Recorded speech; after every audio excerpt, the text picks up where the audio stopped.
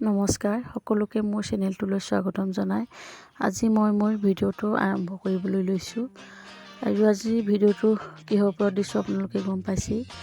এটা আলুৰ ৰেচিপি বনাবলৈ লৈছোঁ চাহৰ লগত খাবৰ বাবে। আৰু এই ৰেচিপিবিধ বনাবলৈ খুব সহজ হয় আৰু খাবলৈও খুব ভাল টেষ্টি। আৰু কম সময়ৰ ভিতৰতে এইবিধ আলু ৰেচিপি আপোনালোকে বনাই খাব পাৰিব। আৰু ভিডিঅ'টোৰ মাজত আপোনালোকে দেখিছে আলু 3টা বইল কৰি লৈছোঁ, কেঁচা জলকীয়া, পিঁয়াজ, ময়দা 1 কাপ আৰু ইয়াতে বেকিং পাউডাৰ, নিমখ আৰু হালধি। আৰু আপোনালোকে ভিডিঅ'টো স্কিপ নকৰাকৈ সকলোকে চাব।